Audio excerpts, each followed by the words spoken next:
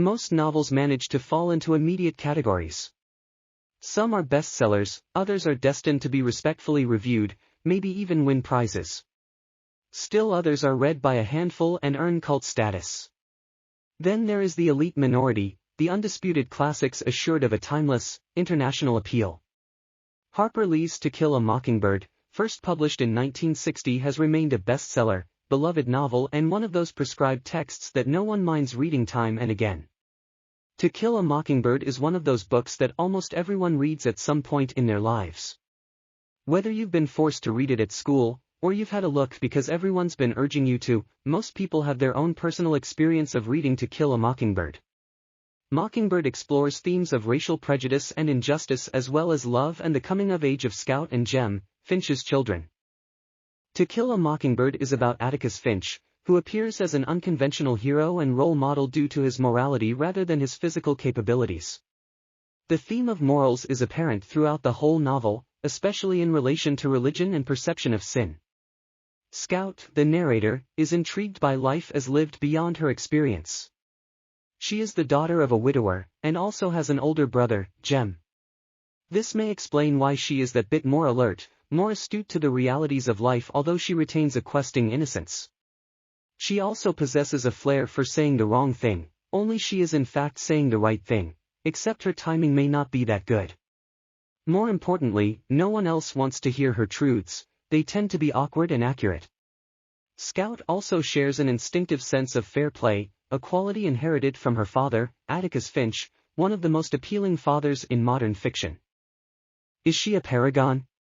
No, not at all. Which explains why she is so likable. She may even be a bit of a busybody. And of course, it is Scout who supplies the new teacher with the domestic details that are so important in assisting the teacher understand the home life of her pupils. Near the close of the novel, Scout, when attending her aunt's women's society tea party, is wearing a dress and has figured out the oddities of adult behavior to such an extent that on being asked what she wants to be when she grows up, replies, rather disappointingly for a schoolgirl reader, a young lady. Still, she does make clear throughout the novel that she believes that most disputes may be settled by a punch in the face. So she is no goody-goody. The definitive tomboy, growing up motherless, in cloistered 1930s Alabama, Scout outfights all comers and also has an acceptably smart mouth. Jem, her brother, is 4 years older and the Finch children are pals, not rivals. They are both imaginative and are fascinated by the shadowy presence of Boo Radley, the reclusive, grown-up son of a cantankerous neighbor. Scout is telling the story but her father, Atticus, gentle, quiet and detached, always fair, is the heart of the book. He is conscious of the obstacles facing anyone determined to ensure that the same code of justice is given to all men regardless of their color, in the narrow, segregated community of unforgiving Macomb County. Aware of how futile, and wrong, it is to order his children as to how they should think or conduct themselves, he permits them unusual freedom. This may seem due to absent-mindedness, but Atticus misses very little. When he bows to the inevitable and gives in to their pleas for air guns, he cautions them with one of the most enduring quotes in American literature, "You can shoot all the blue jays you want, if you can hit them, but remember it's a sin to kill a mockingbird." Slow and careful, even weary as he seems, it is nevertheless Atticus who quickly takes action and kills the rabid dog that appears on the street. Never underestimate Atticus. He is far from being a small-town lawyer. The Finch family have an impressive pedigree, at least locally, and it includes a family seat, Finch's Landing, supported by cotton, if little money. Scout reveals that her father, who was related by blood or marriage to nearly every family in the town, had gone to Montgomery to read law while his brother had studied medicine in faraway Boston. Their sister Alexandra was the Finch who remained at the Landing. She married a taciturn man who spent most of his time lying in a hammock by the river wondering if his trout lines were full. Yes, Scout does tend to tell the truth. This frequently places her at odds with adults, particularly her aunt who finds the truth discomforting. Scout's narrative is precocious, comic and above all authentic. Her voice is faithful to the slow, lilting rhythms of Southern speech. If there is a weakness in the novel, it may be that Scout is simply too intelligent. Yet in fairness to Harper Lee, she does skillfully balance vivid memory with the perception of hindsight, By doing so she brilliantly evokes a very real sense of childhood remembered. It is a sympathetic novel, but never a sentimental one, and therein rests its appeal. Scout's reportage is so convincing that the community itself emerges through vivid incidents described with an exact, all-seeing eye for detail. Scout is young, she has time to ponder and consider. She is at an age for figuring out things, and the reader also pieces it all together. Atticus is a wonderful character, and so too, in their less prominent roles, are Miss Maudie, Judge Taylor, and the sheriff, Mr. Tate. The point of the story is the court case. It is the prevailing dynamic as it exposes everything. When it becomes known that their father will be defending a black man charged with raping a white woman, Scout and Jem are subjected to taunts from the local children who are merely voicing the resentments of their elders. It is obvious that the accused, Tom Robinson, is innocent. He did not touch the victim who was beaten by her father. Harper Lee makes it obvious that it is not the innocent Robinson who is on trial, but rather the racism of the South. It is at home that Scout and her older brother Jem begin to confront the injustice done to Robinson, and begin to acknowledge the racism that defines their community and underpins its legal system. When Jem expresses his anger at the jury that convicted Robinson, Atticus tells Jem that if he and 11 other boys like him had been on that jury, Tom would be a free man.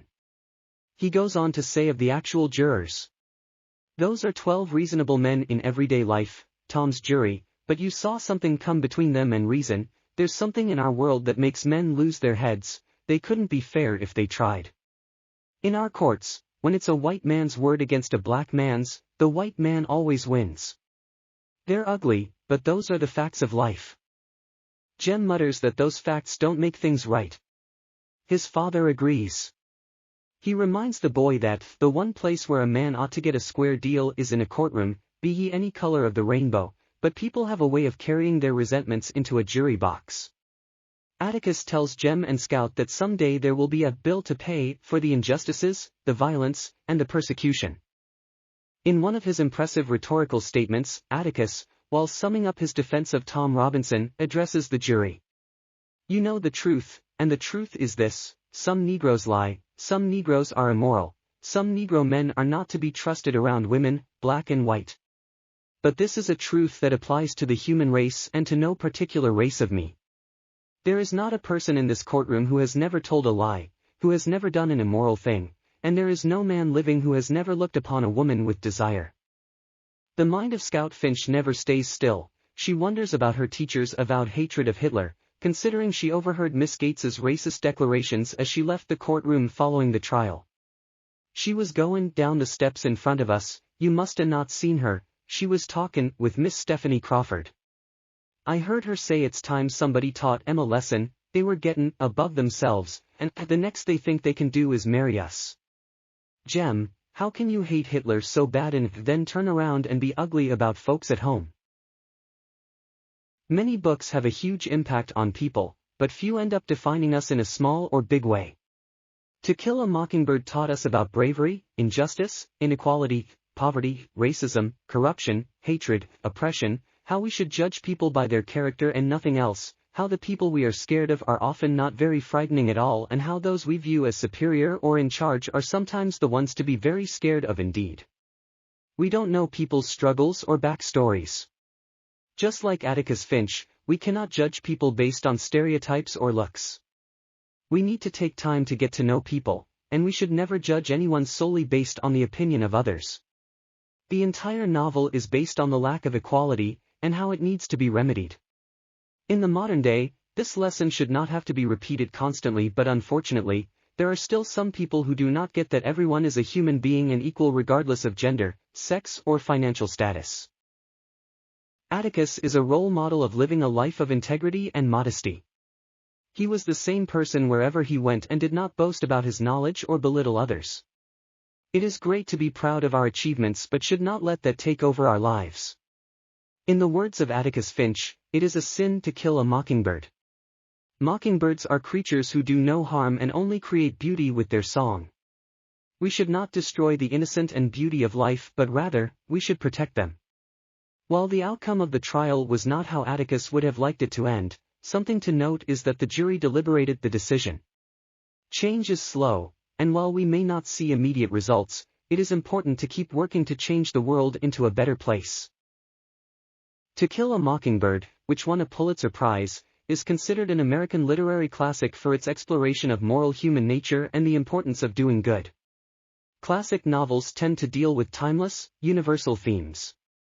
Whether it's the eternal struggle of good versus evil, the inevitability of death, or the corruptive nature of power, a classic novel should attempt to examine some enduring, immutable truth about the way humans behave. Now you could have understood on why To Kill a Mockingbird is a timeless classic.